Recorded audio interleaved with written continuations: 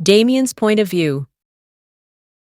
My heart plummeted like a stone in a deep black lake. Ralph turned around at the same time I did. His face was pale, confused, shocked, and that told me everything. He hadn't expected this, not even a little. I stepped forward slowly, my voice low and dangerous. "Where the fuck is Kila?" He opened his mouth, but before he could say a word, the sharp crash of breaking glass echoed down the hallway like a gunshot. Both our heads snapped toward the sound. Ralph cursed under his breath. Shit. Then he was already moving. Fast. He knew. He fucking knew exactly where it came from. I followed him down the hallway, past the dark wood frames and half-open doors, until he stopped again, at another open door. No hesitation. He went straight in. It was a child's room, but not just any child's room. The walls were blue, but the night had drained the color, casting it in soft grays and cold silvers under a single flickering wall lamp. Paw Patrol murals stretched across the wall in cartoonish smiles, now warped by the dim light into something that felt too cheery, wrongly cheery. The bed was made but slightly skewed. Plush animals stared blankly from every corner. The toy bins were scattered, like someone had been rummaging through them in a frenzy. And in the middle of it all, Kila. She was on the floor, knees pressing into the rug. Her hands clutched a plastic toy truck against her chest, like it was fragile, sacred. Behind her, a mirror was shattered. Its jagged pieces sprawled across the floor like the room itself had cried and bled. Ralph stumbled toward her. "Kila, don't touch me," she barked, her voice sharp and shaking. He stopped, hands lifted in surrender. "Kila, it's me. Let me help you." "I have to put him to bed," she snapped, hugging the truck tighter, her eyes wide, blank, haunted. "He's tired. I can't leave him alone. He hates that. You know he hates that." My stomach twisted. She wasn't here. Not really.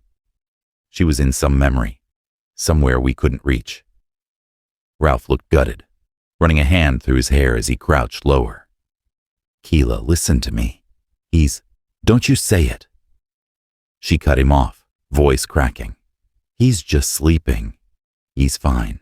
He just needs his truck. He can't sleep without it." She rocked once, then again, her knuckles white around the plastic. Ralph made a slow move toward her and tried to lift her off the floor just to get her away from the glass. Her eyes flared. Magic exploded out of her like a storm. Boom. Ralph was launched back, right across the floor. He crashed into the broken mirror with a sickening crack. Shards sliced into his back and shoulders as he slid down, blood immediately blooming through his shirt. I didn't move. I couldn't. The smell hit me hard, metallic, warm, fresh. Ralph groaned, struggling to push up from the glass, his blood smearing on the floor beneath him. My body tensed. I felt it. The hunger, the monster inside me, snarling, clawing at my insides like it had just been woken up from a deep sleep. Blood. Real blood. So close. My fangs pushed against my gums with a burning need. No. Not Ralph. Not him. I bit down hard on my tongue, hard enough to taste my own blood, anchoring myself to the pain. But it was hard. Gods, it was so fucking hard. Because the scent of his blood was singing to me. And I didn't know how much longer I could hold back. The smell of blood was thick in the air. Ralph's groan faded behind me, but my focus had already shifted, locked, magnetized, consumed by her. Kila. She was still on the floor, still rocking slightly, still gripping that tiny truck like it was life itself. She wasn't here. Not really. She was trapped somewhere deep, in pain so thick it twisted the very air around her. And it shattered me. My body moved before I could think. Slowly, quietly, I stepped toward her, careful not to trigger another surge. My boots cracked over the glass, but I didn't stop, didn't even flinch. I knelt in front of her. Kila. I whispered her name like a prayer, as it might ground her. Kila, look at me. Her eyes didn't move at first, but I stayed there, close, still, patient.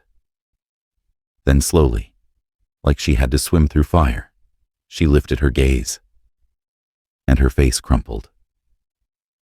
Tears spilt down her cheeks like a flood that had finally broken past the dam. Damien. Her voice broke like shattered glass. They killed him, she sobbed. They killed my boy. I clenched my jaw so tight it ached. He was just a child. He was so young. He didn't deserve that. He didn't even get a chance to grow. Her hand gripped the toy tighter, trembling. He had nightmares. He needed me every night. He couldn't sleep without me, and they took him when I wasn't there. I felt every word she said like it was being carved into my ribs. Every ache, every image, every drop of guilt she poured. They should have killed me. Me, not him. Her voice rose, raw with grief. Why didn't they kill me instead, Damien? Her pain cracked through the room like thunder. I bit the inside of my cheek so hard, I tasted blood. My fists clenched against my knees, and I swore. If I could go back in time, if I could undo it, I would have bled the entire world dry, just to keep that little boy breathing. She looked at me like I was the only one who could make it right.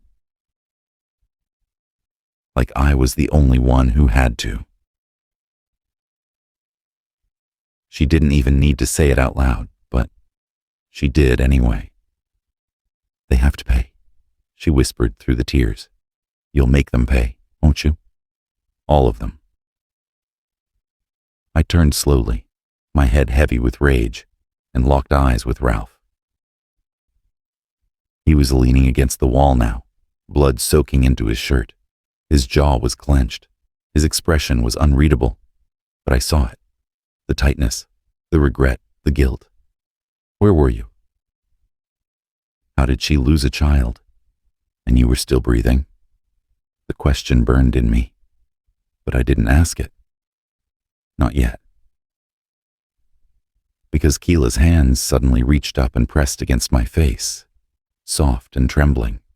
Her thumbs brushed my cheeks, forcing me to look back at her. What did he do to deserve that, Damien? She whispered. What did my baby boy do? I didn't blink. I just reached out and pulled her into me, wrapping my arms around her body, tucking her head under my chin as her tears soaked into my shirt. I'll find them, I said, low and deadly. Every single one of them who made you cry. I'll tear the world apart, Kila. I'll drag them to your feet if I have to. And if you want to be the one to kill them, I'll stand there and watch. She shook in my arms. Will you really? I pulled back just enough to look her in the eye. I will. She stared at me for a long, broken moment. Then her shoulders slumped. Her hands fell into her lap. Her fingers still clutched that toy. I brushed the tears from her cheeks gently with my thumb. But first, let me take you back to your room. I expected her to resist, to lash out again, to scream or push me away. But instead, she nodded. Just once. Small, fragile, like a child herself. I wrapped my arms under her legs and behind her back and lifted her off the ground like she weighed nothing. She didn't fight it. She didn't even flinch. She just rested her head against my shoulder, fingers still clutching the toy between us. I carried her gently into the room, every step careful, like I was holding something broken, like one wrong move and she'd shatter again. She didn't let go of the toy. That tiny, bloody truck clutched in her fingers like it was tethered to her very soul. The moment I laid her on the bed, she turned slightly, curling around it. Her eyes were still swollen, her breathing shallow. I reached for the blanket, pulling it up over her, but her hand caught mine. Tight, desperate. "Don't leave me," she whispered. Her voice was small, fragile. "Please, Damian. Stay." I sat down beside her without second thought, brushing her hair gently back from her face. "I'm not going anywhere." And I meant it. Not now. Not ever. She stared at me for a moment longer, like she needed to see the truth in my words, and then slowly, her eyes fluttered shut. But sleep didn't come easily. Even as her breathing slowed, tears kept slipping from the corners of her eyes. Silent, unstoppable. I wiped each one as it fell. I hated that I couldn't stop them. I hated that all I could do was be here, watch her unravel. Her grip on my arm weakened. And then, she finally drifted off. I stayed a little longer, watching her face, memorizing every detail. Then I gently pulled the blanket all the way up to her shoulders and tucked it around her like armor. Quietly, I stood. Even more quietly, I left, closing the door behind me like the slam of a vow. When I walked back down the hallway toward the room with the shattered walls and broken memories, Ralph was still there. He was standing now, still and stiff, eyes unfocused, locked somewhere far, far away. Somewhere he couldn't reach. Maybe somewhere he was too much of a coward to go. He didn't look at me when I entered. "I don't want questions," he said before I could speak. His voice was hollow, final. Too fucking bad. I stepped closer, heat rising in my chest, barely controlled. "But I want to know," I said darkly. "Where the fuck were you?" He didn't flinch. I took another step. "Where the fuck were you, Ralph, when your people were out there killing your son?" His shoulders tightened. "Tell me, how does something like that happen?" I growled. "How do you lose a child like that, while still breathing and leading your damn men?" Still no answer. I shoved my hand through my hair, pacing once, then spinning back toward him. "Kila is shattered because someone under your banner spilt her boy's blood, and you weren't there. You weren't fucking there to stop it." The room vibrated with the storm brewing inside me. I didn't care if he was bleeding. I didn't care if his mind was collapsing. I needed answers. I needed someone to blame. Because Kila had looked me in the eye and asked why. And I needed to rip that answer out of someone's chest, even if it was Ralph's. The air in the room felt thick with heat and guilt, and I wasn't done.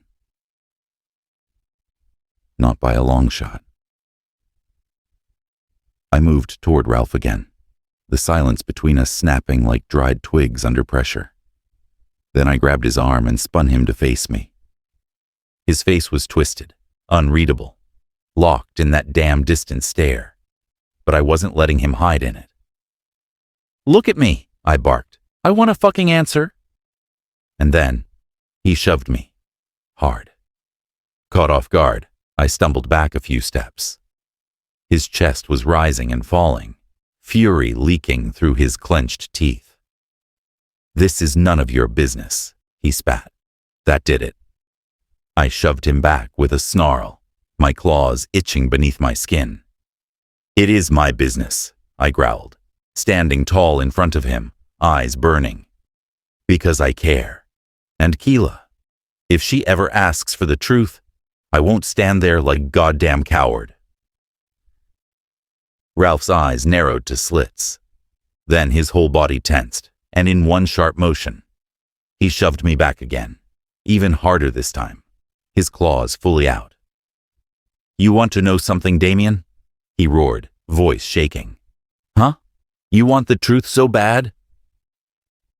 He took a threatening step forward, his voice breaking beneath the weight of too many unsaid things.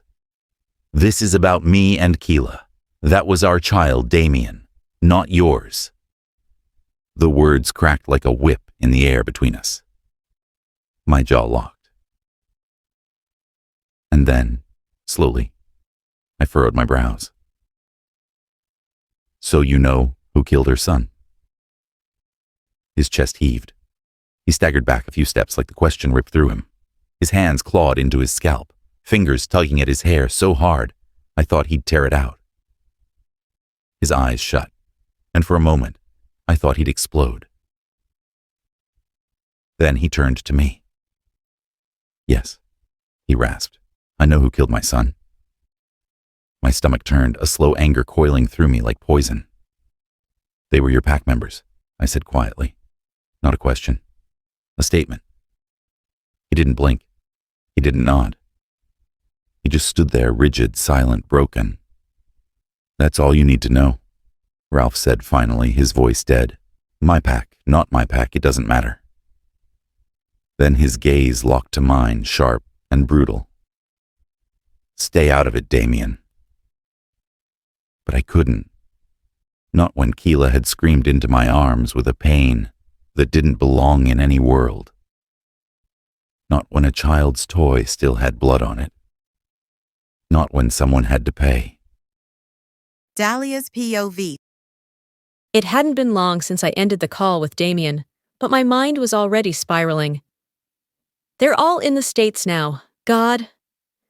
I just hope airport security doesn't throw a wrench into everything. They saw them arrive, but there's no record of them leaving. That alone could raise questions, ones we can't afford. And I know it won't be long before they're back here, all of them. Lord help me. If I can just get this Faye to talk, even if it's just over the phone, we might still have a chance. I ran a hand through my hair, eyes flicking to my phone again. Still no message. I knew Jay was probably still in the plane, but that didn't stop me from expecting a text. Some part of me needed that ping, like proof that something was still moving forward. Across from me, Isaac kept throwing glances my way. Subtle, but not subtle enough. I could tell his head was full of questions. Of course it was. 4 tourists fly in, and somehow we're down to 1? We've broken every rule in the normal traveler playbook. I sighed and turned to him, offering a small, tired smile. I know you're wondering what's going on.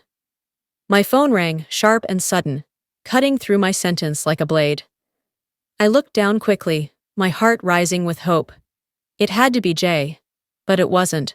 The number flashing on my screen was Ugandan, complete with the country code. Unknown contact, and a WhatsApp call at that.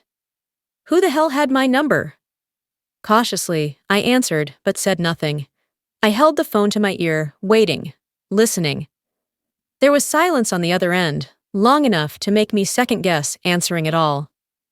Then a voice. Deep, smooth, dangerous. You're all right, beautiful. My heart stopped, literally skipped a beat. That voice. Lumumba, I whispered, tightening my grip on the phone and forcing myself to breathe. How did you get this number? A soft chuckle followed. An alpha always gets what he wants. You know that. I wanted to hear your voice. So I found your number, and now, here we are. A pause. How are you doing? Where are you? I opened my mouth, unsure if I should lie or tell him the truth, but I didn't even get the chance. Isaac leaned closer, his tone low and urgent. We've arrived, but there are too many people, Something's not right. I turned, my eyes shifting beyond him, toward the compound. There were people, too many people, filling the compound of Kila's mother's home. My chest tightened. I raised the phone again quickly. "I'll call you later," I told Lumumba. "But wait!" He started to say something else, but I missed it. My attention was already consumed. I hung up and leaned more forward, squinting into the distance. "What's going on?" I asked Isaac, my voice firmer now, a knot forming in my gut. "Why are there so many people there?" "I don't know," Isaac said, already moving. "I'll go find out." Isaac pushed open the door and stepped out of the car, his strides steady as he approached the crowd gathered in front of Kila's mother's house. I leaned closer to the window, watching him navigate through the bodies, most of them older folk, villagers no doubt. Curious eyes, judgmental eyes, people who knew each other too well and trusted strangers too little. I saw Isaac speak to one of the elders, then another. Nods were exchanged, furrowed brows, words too low to hear from where I sat. Then his head turned, just for a second, and he glanced at me. Not long, not intense, just enough to tell me something had shifted. He turned away again quickly and continued speaking. But a moment later, he was striding back toward the car, a little too fast, his pace stiff, controlled, intense. He opened the door, slid in without a word, and drove. Not toward the compound, away from it. "What happened?" I asked, my voice sharp now, my nerves already tightening. "Isaac, what did you find out?" He didn't answer. Instead, he turned the vehicle off the main road, taking a narrow, dusty path that cut through the tall grass. He stopped the car, far from the house, far from people. The kind of place one goes when they need to say something important, or dangerous. He shifted in his seat and turned to me, his face serious. "Miss Dalia, I know I don't have the right to ask this, but I need to. Who are you people? What did you really come here for? Are you really tourists, or what, Isaac?" I snapped, cutting him off, my patience thinning. "What happened?" He exhaled and leaned back slightly. "Elder Waswa's wife is missing." I blinked, my brows shot up. "Excuse me, what?" "You heard me," he said, almost hesitant now. "She's missing." I stared at him like he had just grown horns. "Isaac, how can a grown-up woman just go missing? She must have gone somewhere. Maybe she left early, or—" "She didn't," Isaac cut in flatly. "She disappeared at night. Elder Waswa woke up without her beside him. He called her name but got no response. He looked around, no signs of forced entry. Nothing. The locks were untouched. She was just gone." A shiver crept up my spine. He continued, "And it's been 2 days, Miss Dalia. 2 days. Nobody's seen her, nobody's heard from her." I could feel the air around me tightening. Then came the part that made my stomach clench. "And the people who saw you and the others arrive here, they're saying you might have something to do with her disappearance." I jerked back like he'd slapped me. "What?" "Whispers are already spreading," he said grimly, "that the strange visitors came, and now someone's gone." "Can you drive me back to the hotel?" I asked quietly, my voice low but firm. Isaac didn't say anything. He just nodded and turned the car around, heading back toward the town. As the car rolled down the dusty road, my thoughts spiraled. Where could she have gone? Just vanishing like that? No trace, no signs, no struggle, no sound. Unless— I bit the inside of my cheek, staring out the window. Could she have crossed over to the Fey realm? The thought chilled me. I pulled out my phone and typed quickly. "Dalia, can we meet?" The response didn't come as a message. My phone lit up with a call almost immediately. "Lumumba." I answered and didn't even get a chance to speak before I heard his voice, deep and calm. "Are you all right, beautiful?" The concern in his tone made my chest ache a little. "I'm okay," I replied softly, "but I need to see you." There was a pause, then, I can't come there, not now, but if it's possible. Can you come to where I am? I leaned back against the seat. Where are you? I'm leaving soon, he said. Not forever, just for a while. I thought, maybe you'd want to come with me. For the rest of the time you're in Uganda. His words caught me off guard. Leaving? With him? I hesitated, thought it over. But the truth was, I didn't feel safe anymore, not here. Not in this crowd of whispers and blame. If something had truly reached through the veil and taken that woman, then I needed to be closer to the ones who understood that kind of world. All right, I said at last. I'll get my things from the hotel. Good, Lumumba said, relief in his voice. Pass the phone to your driver. I'll give him the address. I turned and held the phone out to Isaac. He wants to give you directions. Isaac gave me a long look, unreadable, but he took the phone. Hello? Yes, I know that place. All right? He handed the phone back to me after a moment, nodding once. I know the way. I clutched the phone tightly in my lap and stared out the window again. Something was changing. By the time we reached the hotel, my heart was pounding. I didn't even wait for Isaac to open the door. I jumped out the moment the car stopped and barreled through the lobby, ignoring the receptionist's greeting, pushing the elevator button like my life depended on it. As soon as I got to my floor, I rushed down the hallway, unlocked the door, and slammed it shut behind me. I exhaled. Then quickly, I pulled out my phone and called Ralph. 1 ring. 2. 3. Click. Yes, Dalia. He answered, rough and tired like I'd pulled him straight out of something he didn't want to be in. She's gone, I said, skipping the greeting. That woman is gone. A pause. What woman? Kila's mother. What? I sat on the edge of the bed, hand tightening around the phone. Isaac just told me. She disappeared 2 nights ago. No break-in, no signs for leaving, no phone calls, nothing. The doors were locked from the inside. And it's been 2 days. The villagers are already talking. They think we had something to do with it. He was quiet for a moment, processing. Ralph, I whispered, I think she went into the Fey world. Another beat of silence. And you're sure? He asked, more careful now. No, but everything points to it. She vanished without a trace. Ralph sighed heavily on the other end. Okay. What now? I hesitated. I'm going to stay with Lumumba. Who the hell is Lumumba? My mate. That shut him up for a second. Then, is he safe? I stood and started pulling clothes from the closet. Yes. Do you trust him? I do. His voice was firmer now. I'll look into it. And with that, he hung up. I stared at my phone, the weight of everything crashing onto my chest all at once. Kila's mother, missing. And now, Lumumba. This wasn't just a trip anymore. It was a hunt, a crossing. And I had no choice but to follow it through. Underscore.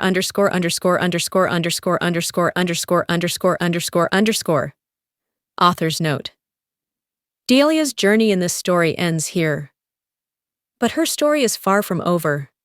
To follow her path deeper into the mysteries, danger, and passion that await, look out for the next book, Alpha Lumumba's Mate. A new beginning, a new world, a love that defies everything. Coming soon. Damien's point of view. Did you fucking see her break? My voice was a whip. Right in front of us, Ralph.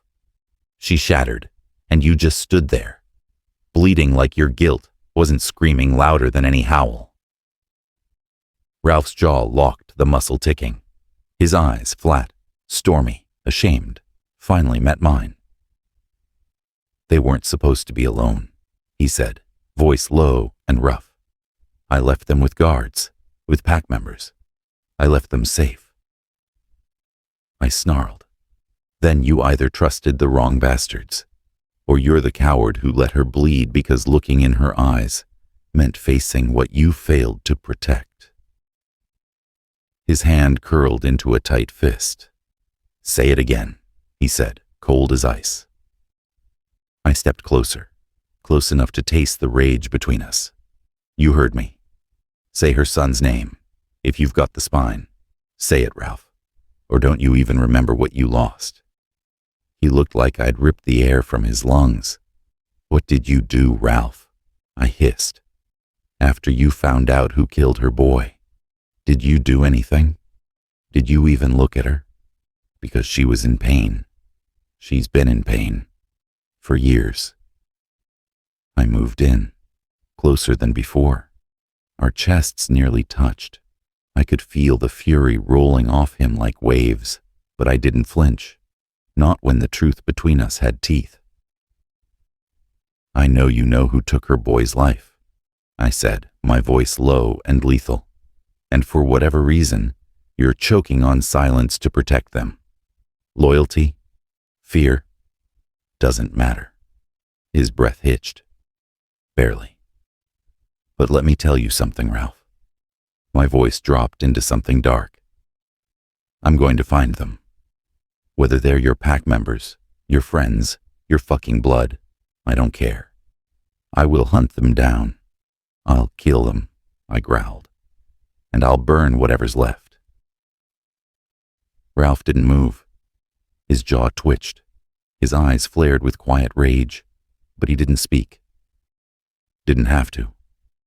I turned my back on him, not because I wasn't ready for a fight, but because this fight wasn't worth more than her.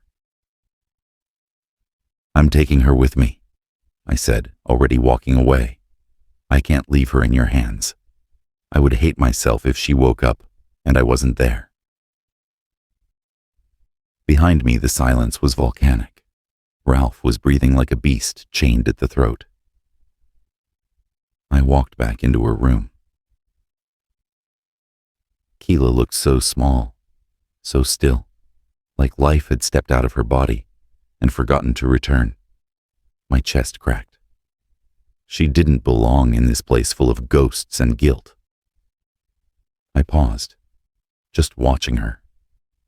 For a moment, I let myself breathe in her presence, let the rage simmer into something softer, something deadly in its own way. Then I bent down. Carefully, I slid my arms beneath her. The blanket wrapped around her like a fragile shield. I gathered her into my chest, like something sacred, something I wouldn't lose. Not again. And then I vanished, gone in a blur of motion. Just as Ralph burst into the room behind me, his voice breaking open, desperate. Wait. But I was already gone. And I didn't give a damn what he had to say. I didn't take her far, just home. The second we landed in my room, the world shrank to the quiet thrum of her heartbeat against my chest. Everything else could rot in hell. Right now, she was all that mattered. I laid her down carefully, the blanket still wrapped around her fragile body like a shield. She didn't stir, didn't flinch. She was deep inside that darkness, and I was going to stay with her in it. I climbed into bed beside her and just watched. Her face, her lashes, the tear tracks still wet on her cheeks. Her pain sat like a weight in my lungs. She moved. A soft breath broke the stillness. "Damien." Her hand reached for me, small and trembling. It gripped my shirt like it was the only thing keeping her tethered to the earth.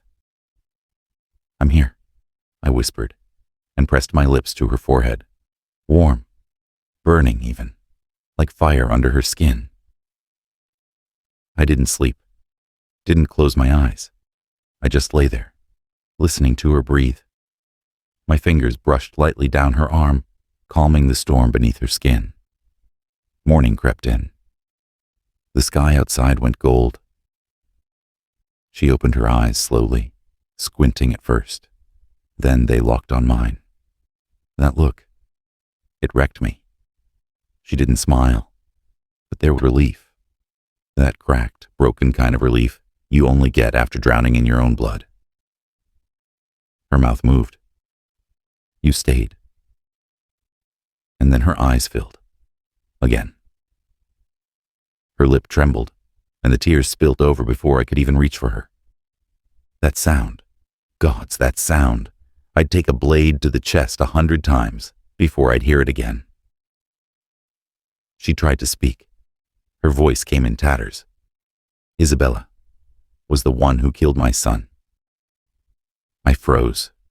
No, I froze. My breath stilled in my lungs, and the room twisted sideways. Are you sure? I managed barely. Her nod was slow, like it cost her everything. I thought she was dead, she whispered. That's what I believed. But she's alive. She never died. And she's with the council. They helped her. They helped her kill my boy. My blood turned to ice. My thoughts snarled. She wanted me to know what it felt like, she said, to lose a child. And then it happened.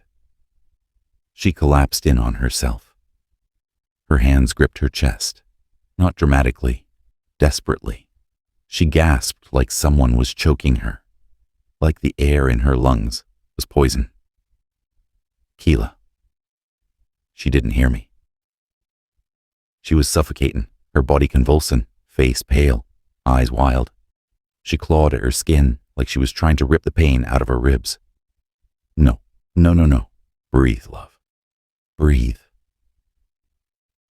I pulled her into my arms, rocking her, whispering her name against her hair. But nothing I did helped. She was breaking apart, and I couldn't hold her together. And I couldn't take it. So I did the only thing I had left. I pressed my palm to her temple and whispered the spell Deirdre gave me. A gift she told me to use only for the woman my soul couldn't survive without. Light shimmered gold from my fingers, soft and warm, and sank into her skin. Almost instantly, she eased. Her breathing slowed. Her hands dropped from her chest.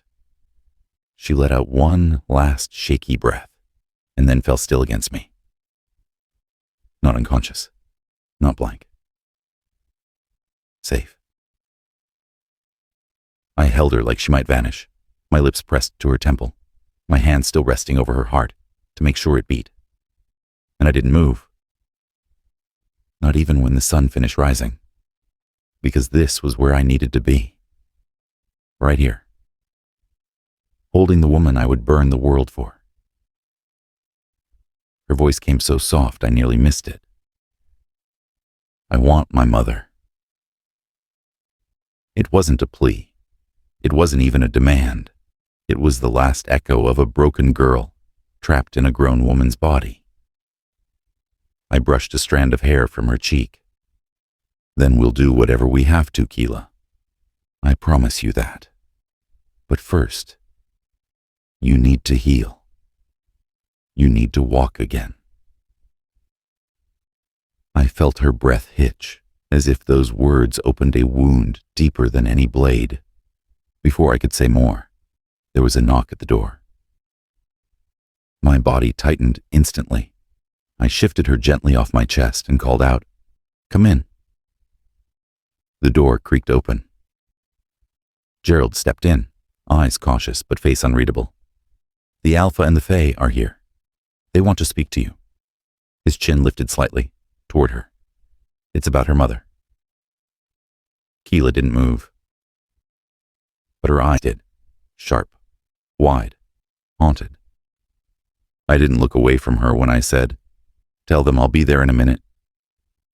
Gerald nodded once and backed out without another word. The silence between us was thick for a moment. Then she turned to me, voice quiet but firm. "Take me with you." "No," I said instantly, but she cut me off before I could even explain. "I want to know what they have to say about my mother," she snapped, her voice shaking but sure. I sighed hard through my nose, jaw tight, heart warring with logic. Fine. I slipped my arms under her once again, felt her body curl instinctively into mine as I carried her out of the room and down the hallway into the main chamber. Ralph was the first one I saw. His jaw clenched so tight I could practically hear his molars crack. His eyes snapped to mine, and then to her in my arms. I could taste the fury radiating off him. I ignored it. I placed her gently on the couch, adjusting the blanket still around her shoulders. Aaron was already stepping forward. "How are you feeling, Kila?" She didn't hesitate. Not fine at all. I want to walk, and I want to meet my mother." He moved toward her, slowly, cautiously, and started to kneel. But that was a mistake. In a blur, I was on him. I moved without thinking. One moment he was lowering himself in front of her.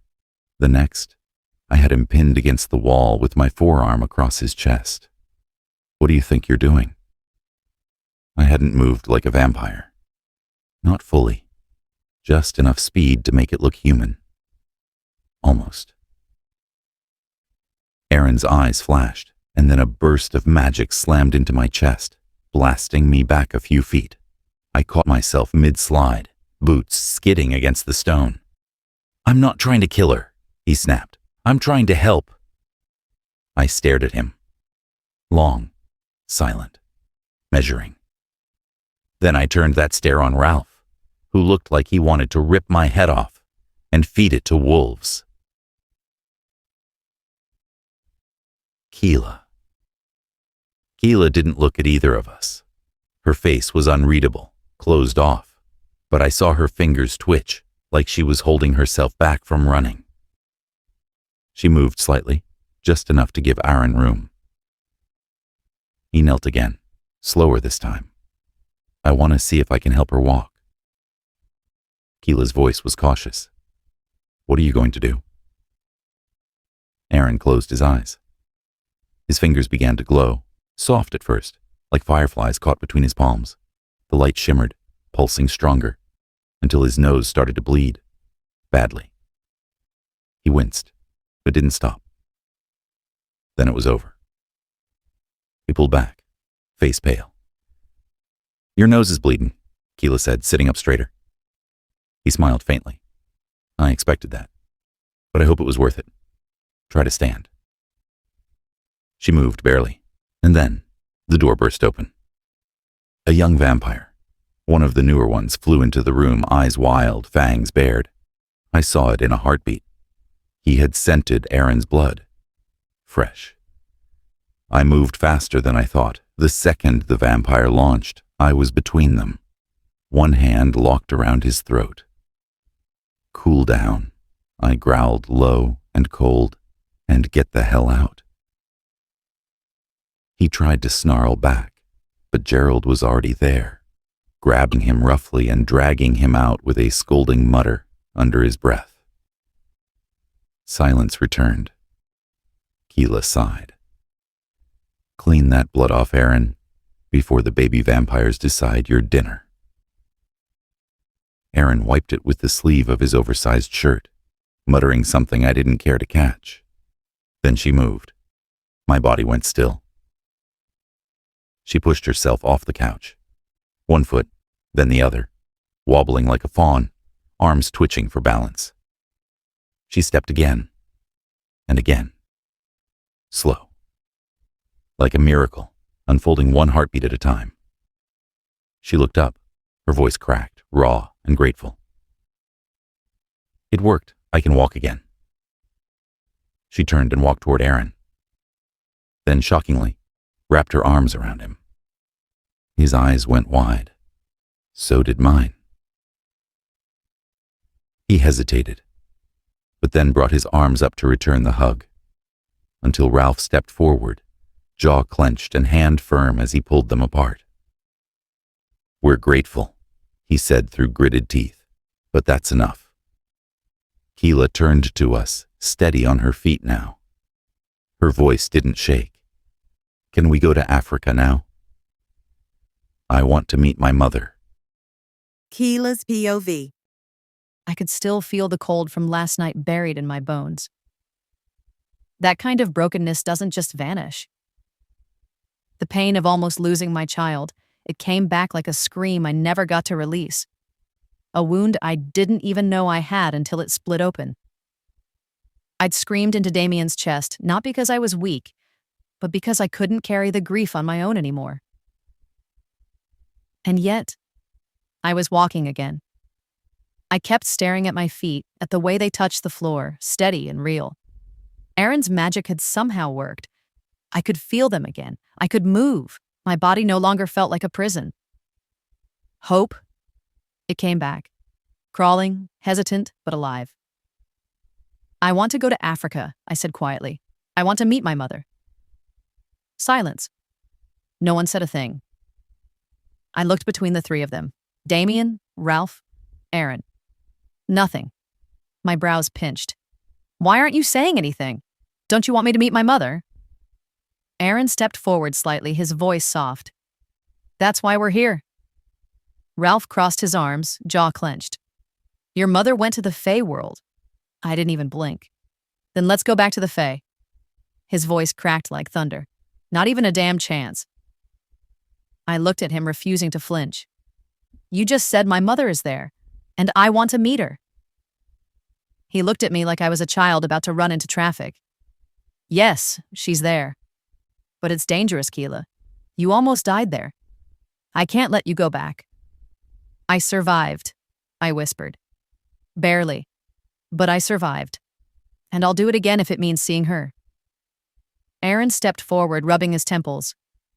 I tried to locate her soul, using a soul tracker. And I couldn't find her there. I stared at him, blinking, confused. You just said she's in the Fae world. Damien's voice cut through like a blade. Be specific with your words, Aaron. Ralph said she's in Fae. And now you say you can't locate her. Which is it? From what I saw there, the Fae realm is big, like a whole country or a continent. Don't generalize. Aaron exhaled sharply. Yes, it is. But it's not like the human world. It's different. Everything is tied through the soul. We Fae can locate each other through it. If someone is in our world, we can sense them, find them, unless they're cloaked by powerful magic. She's not there, Aaron continued slowly, eyes narrowing in thought. She's either here in the human world or trapped between both realms, the border, a place no one willingly stays. My heart dropped. Trapped, I echoed, more to myself than to them. What kind of magic could trap a soul between worlds? And why? I opened my mouth to ask, but the door burst open. Marina. She stormed in like she owned the damn place, her voice loud and demanding. Homeless Damien, she snapped. What took you so long to get back? I've been here like 1,000 times. And now you finally show up? I blinked, startled. Did she just call him homeless? Damien didn't even flinch, just leaned lazily against the wall and gave her the kind of deadpan look that could freeze a volcano. Do I owe you something? He asked coolly. Yes, Marina said without missing a beat. You were supposed to help me cross into the underworld and free my mother, remember? I frowned. Underworld? But then, I caught it. The shift in her energy, the flicker of real fear in her eyes, the tightness in her throat as she struggled to keep that brave tone going. Damien caught it too. What's the matter? He asked, his voice lower now. Sharper. Marina's bravado cracked like glass. She looked at him, then at me. James is dead, she said. Ralph lifted a brow, folding his arms. You mean the dwarf? Marina ignored him completely and turned her focus back to Damien. Her voice was lower now, each word like a blade sawing through the room. That man in the underworld, the one with death in his eyes. He killed James. Her voice trembled. And he said to tell you. Her hand lifted slowly, her finger pointed directly at me. He wants her, if she ever wants her mother alive. My blood ran cold. The air vanished from my lungs. What? My entire body stiffened. Breath caught in my throat. What? Did you say? He said he'll give your mother back, Marina repeated more gently now. If you go to him. The silence that followed was suffocating. Even the walls seemed to close in. Ralph growled low under his breath. Absolutely not. Damien didn't speak. His jaw just clenched tighter, shadows forming in his eyes, cold and ancient. Aaron looked like he was already running through 1,000 scenarios in his head. But me? I stood frozen, one hand gripping the edge of the table just to keep myself steady. My mother. He had her. That monster had her. How did he even get her? And he wanted me. No one said a word. No one had to. Because I already knew what I was going to do. I was going to the underworld, even if it killed me. My breath trembled as I stepped forward. Let's go to the underworld. The room snapped. Absolutely not. Ralph and Damien roared in unison, their voices gruff, sharp like iron chains slamming against stone. I flinched, startled, eyes darting between the two of them. Are you two seriously? My voice cracked. That man has my mother. I have to go. I have to save her. Damien's stare was steel, his voice colder than winter. We will go. We will bring her back. But you're staying here. What? We're not even sure if he has mother, Kila. He snapped. I know Raven. He lies. That's what he does. And think about it. How would he even know about your mother? How did she cross from Africa to the States without any trace? She's Fae, Ralph cut in, jaw tense. It's possible, really. If she had enough power, she could have done it. My head turned slowly toward Damien. I didn't say anything at first. I just looked at him, eyes pleading, heart bleeding. I needed him to understand. I needed someone to understand. Don't give me that look, Kila. Damien's voice dipped dangerously low. I'm not taking you to the underworld. We'll make sure he has her first, he continued, and then I'll consider. No. I cut him off, voice sharp, trembling with rage and pain. No. You don't get to decide that. I stepped forward, chest heaving. My voice rose with every word, fury breaking through the cracks in my control. I know you're worried about me, Damien. I get it. But I'm not a child. I can take care of myself, and I'm not helpless. I have my magic now. I can handle it. I can handle myself. Ralph stepped forward, face etched with that same maddening protectiveness. You don't understand. Why can't any of you get it? I screamed, cutting him off. Silence slammed down around us, but I didn't stop. I couldn't. I'm fucking dying inside.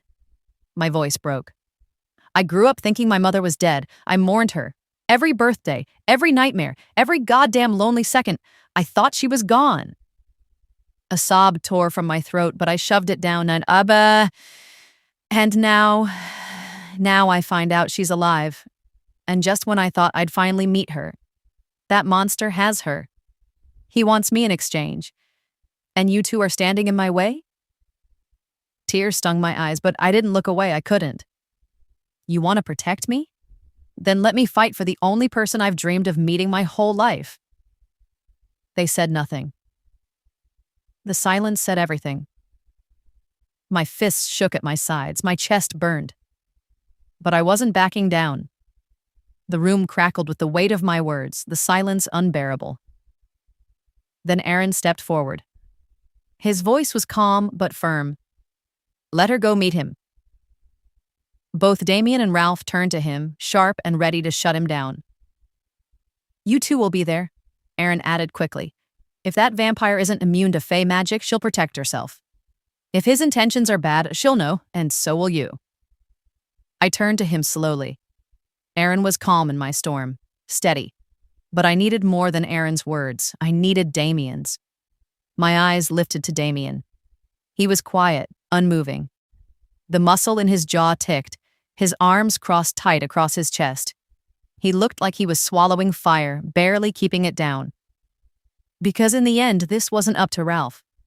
It wasn't up to Aaron. Damien was the only one who could open the portal to the underworld. And I needed him to say yes. He met my gaze, and I saw it there. Fear. not just for me, but of losing me. He stared at me for a long time. I saw the war in his gaze, every wall he built for me shaking. Then he exhaled, hard, heavy, resigned. Fine. His voice was gritted stone. But you're not leaving my side, not even for a second. I nodded, swallowing the lump in my throat. Okay. A breath of relief escaped me, but it was short-lived. What? Marina burst out, stepping forward, panic in her voice. Are you too crazy? He wants her. Only her. If you show up with her, he might kill her mother on the spot, and he won't release my mother's soul. Damian turned slowly, eyes narrowing. So this was about your mother, too? Marina blinked, her throat bobbing. It is. And you believed him? Damian's tone cut like a blade. That he'd release her soul if you brought Kila to him? What choice did I have? Marina's voice cracked. You were stuck wherever the hell you were. No one knew if you were even alive. And James, her breath hitched. He killed James. The silence after her words felt like a drop into a dark pit. But they were all there now. All of it, laid out like broken glass between us. And I was still going to walk across it. Barefoot. If it meant I'd get to see my mother. We drove in silence, each car slicing through the chilly morning mist as they sped down the winding road toward the hills.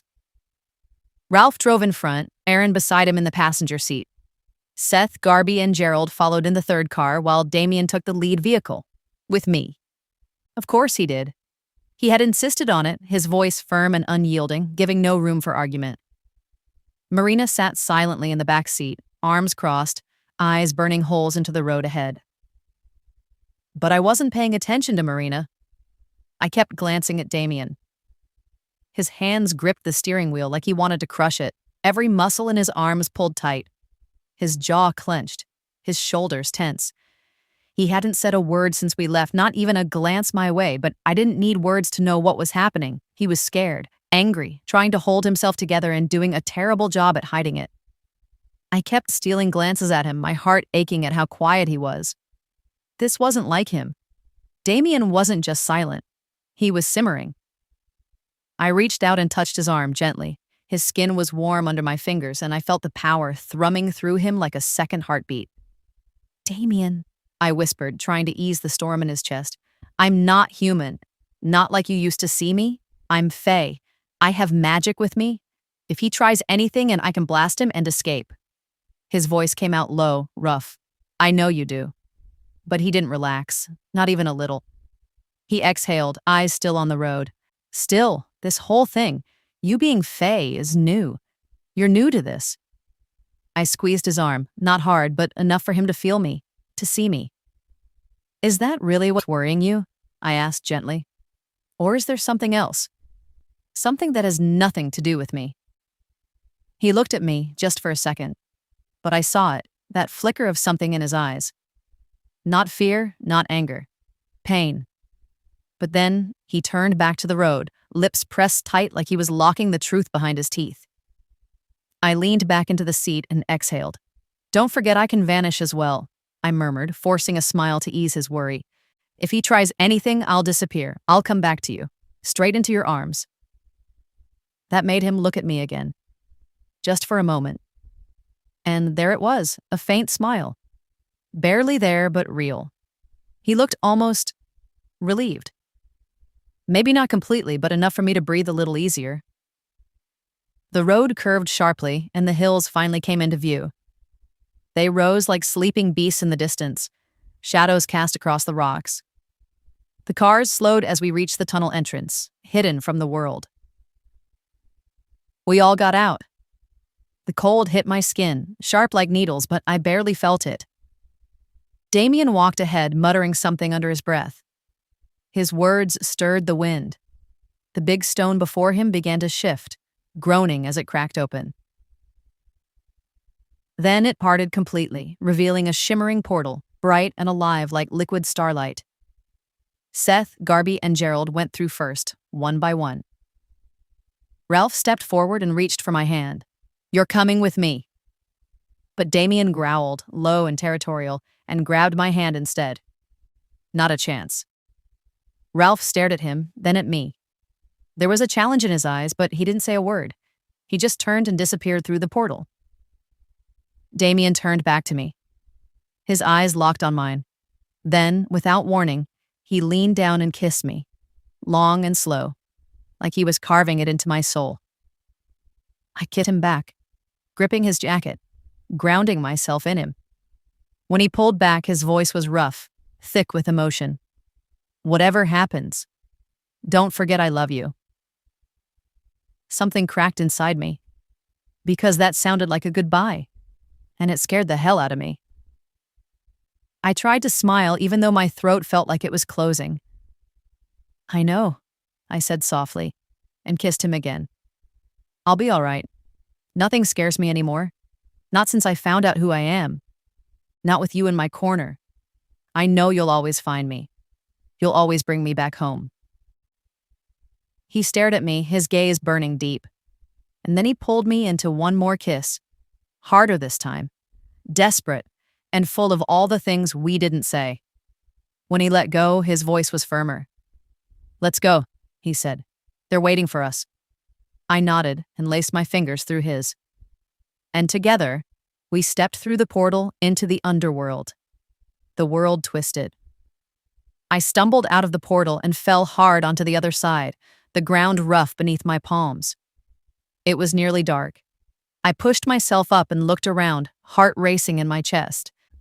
Then Damian appeared, landing on his feet with inhuman grace. His eyes immediately searched for me, and when he saw me standing, the stiffness in his shoulders dropped just a bit. "Ha! Let's not waste another second," Marina said sharply, reaching for my hand and tugging me forward like she had a right to. But she didn't get far. Damian moved so fast that I barely saw it.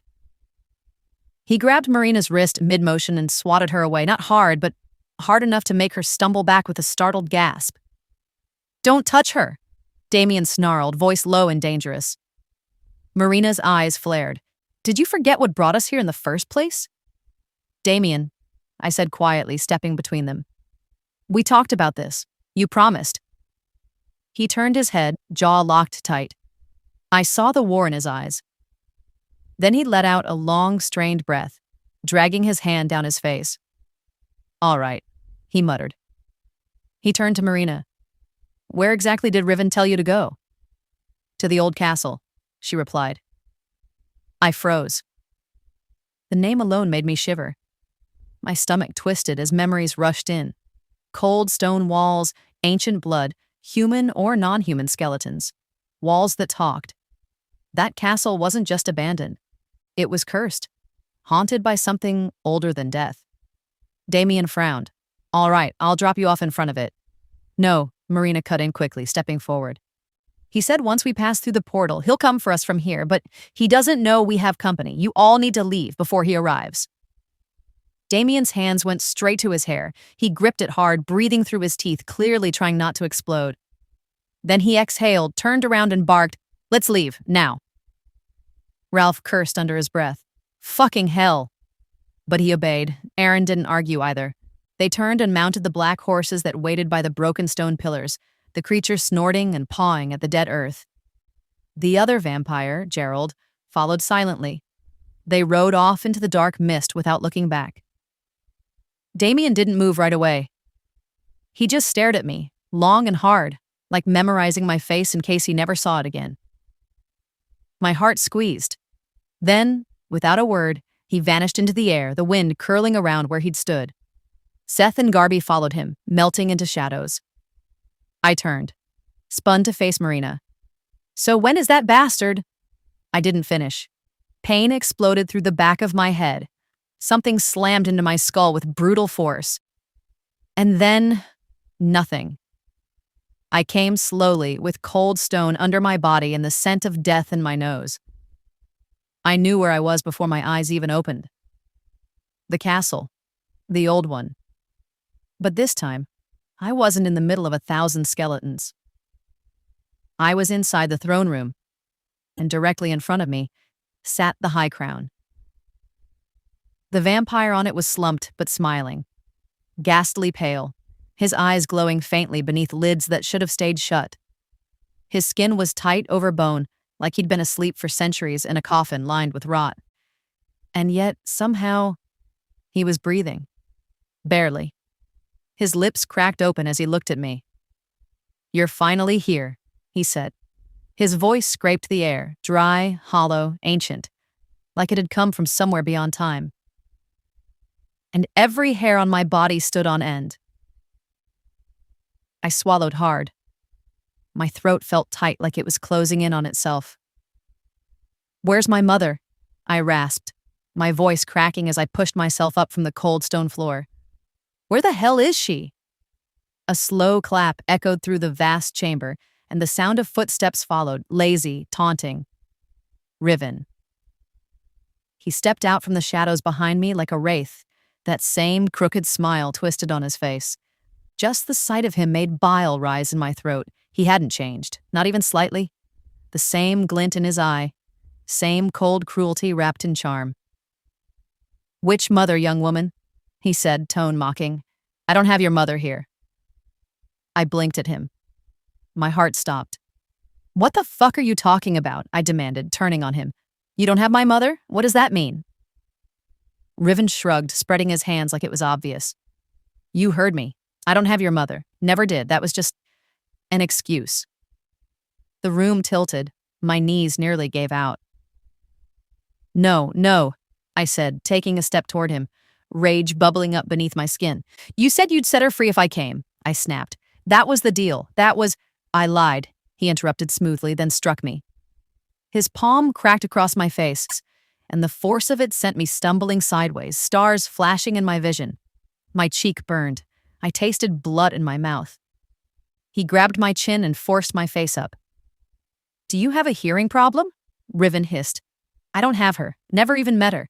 Just some witch trick I used. A little spell work, a whisper of hope. Enough to lure you right back into my hands." I stared at him. Disbelief, anger, grief. They all collided in my chest, boiling up into something I couldn't even name. Behind me, the ancient vampire on the throne shifted, his voice rough and hungry. "Let's get to work, Riven. My patience has worn thin." I turned toward him slowly, my heart still thundering. My eyes met his. There was something in those undead eyes, something that chilled my bones. "Don't look at him like you don't remember," Riven said with a sneer, stepping beside me again. "You know exactly what he's referring to. Last time was when you fed him your blood." My stomach dropped. "That blood of yours, it stirred him awake. But it didn't leave him the same. You broke something, or changed something. So guess what?" He leaned in close, his breath hot and sour against my ear. "You're going to fix it. Whatever spell you did, whatever accident you caused, you're going to undo it, or I'll kill everyone you've ever loved right in front of you. Even if I have to drag your mother out of the earth myself." "I didn't do anything," I snapped, my voice sharp, high with emotion. "You were the one who took my blood. You fed it to him, not me. What the hell did you see me do?" Riven's face twisted with rage. He grabbed a fistful of my hair so hard I cried out. My scalp screamed and tears pricked my eyes. "You fucking vanished," he growled. "You disappeared. Left me with him half dead and hungry. Now hold your head up and fix whatever spell you cast." "I didn't," I started, breath catching. Then the fury took over. Something inside me snapped. "I said I didn't do anything." A burst of magic exploded from my chest, bright, furious, and hot like fire unleashed. It hit him like a crashing wave. Riven flew back, crashing into the far wall with a crack that echoed through the chamber. My hair slipped free from his hand, and I staggered back, breathing hard, hands glowing with power. Everything was silent. Even the vampire on the throne straightened slightly, eyes burning brighter. My heart pounded in my ears, my hands shook. I hadn't meant to let it loose, but something inside me had chosen for me. Riven's eyes snapped open, and I swear to the gods, they looked like something straight out of the underworld, glowing red, like coals pulled from hell's fire. His fangs burst through his gums with a slick, wet sound, long and glistening with venom. I stumbled backwards. My heart punched against my ribs so violently I felt like it would crack right through my chest. I searched the walls, the corners, anywhere for a door, a passage, a way out. Nothing. I was trapped. And Riven was coming toward me. Slow, steady, like a predator savoring the moment before the kill. "You're not getting away this time," he growled, his voice a mixture of lust and rage that turned my blood to ice. I lifted my hands, power already crackling along my fingertips, but before I could release it, a violent gust of wind slammed into the chamber. It came out of nowhere, blinding, deafening. Dust flew up in a thick wave. The air itself split in two. Then came the crash. Something black, a blur, slammed into Riven so hard that the ground cracked beneath him. He flew backwards like a rag doll, slamming into the wall with a sound that echoed like thunder. I blinked through the storm. And then I saw him. Damien. He stood where the wind had burst from.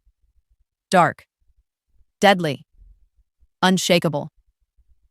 His presence sucked every bit of warmth from the air. His eyes burned, not red like Riven's, but deeper, darker. Like fury and vengeance had fused into his very soul. My heart stuttered in my chest. He didn't speak, didn't even glance at me. He just moved. Fast. He lunged into Riven again, and the chamber erupted in chaos. They collided with such violence, I could barely keep track. Fists, fangs, shards of stone. Growls and howls of pain echoed as they tore into each other like beasts. The throne cracked, the walls shook, and I could only back away, powerless to stop any of it. Then arms like steel wrapped around me from behind. I screamed as my feet lifted off the ground, flailing in the air. I couldn't move, couldn't breathe. A voice hissed against my ear, deep and ancient. I said, "Stay still." My blood turned cold, that voice, and no, not him. Not the one I'd felt waking from the earth. Not the one the elders whispered about. The monster beneath monsters. "The fuck?" I choked out. "Draven, the king of the underworld monarch." His voice shook the room. Damien and Riven paused. I froze in his grasp. Then he lifted me higher, squeezing my ribs until it hurt. "You need to stop," he barked at him, "or I snap her neck." My breath caught. Damien landed on the ground hard, his chest heaving, but not a scratch on him. That should have comforted me. But it didn't. Because when he looked up at me, his eyes weren't Damien's. They were darker, emptier, like something ancient had crawled up his spine and taken root in his soul. My throat tightened. I'd seen Damien furious before, but this wasn't fury. This was death. The old vampire chuckled behind me. "We meet again," he told Damien like they were old fucking friends. After 800 years, I still wanted to see that look again. He squeezed me harder. I cried out. "And thanks to your precious girl here," he sneered, "you brought me back." My stomach dropped. He leaned down, his cold breath whispering across my ear. "Too bad she has to watch you disappear into the life you gave me." A cruel laugh echoed from behind him. I froze. "Riven." He was standing behind Damien, smiling like he already knew how this ended. My eyes widened. "Damien," I whispered. "Damien, behind you." Before I could scream louder, the old vampire's hand clamped over my mouth, forcing my words into silence. But Damien saw it. He saw me. He read the warning in my eyes. He moved. And just as he did, a black spear... He moved. And just as he did, a black spear ripped through his back. Straight through. I watched the blade explode out of his chest. Blood poured down like a waterfall. I screamed into the old vampire's palm. "No." Riven stood behind him, holding the weapon. His smirk was pure evil. But Damien didn't drop. He staggered forward, body trembling, breath shallow, but his eyes... God, his eyes never left mine. Not once. Even as blood soaked his shirt, dripping onto the stone, he was still looking at me. "Damien!" I choked. His fingers twitched. Then his skin began to break apart. Ash. rising slowly, flaking off his arms, his shoulders, his face. No, no, no, no, I roared, unleashing every bit of power in my body. Magic surged from me like a bomb. The old vampire was thrown back, slamming into the wall like a broken doll. I ran. I threw myself into Damien's arms, collapsing against his chest as the last pieces of him slipped through my fingers. Please, don't leave me, I sobbed. Don't you dare leave me alone. His arms shook. I could barely feel them. Then he lifted one hand to my face. His thumb, so gentle, brushed away my tears. And he leaned in, kissed me. Soft, trembling, like goodbye. I love you, he whispered. And then he was gone. The sky is falling, the ground shakes. We're standing still as the world breaks. I see the fear inside your eyes, but I won't let this be goodbye. If this is the end, just stay with me. One last kiss, that's all we'll need. Hold me until the war ends. Don't let go, don't pretend.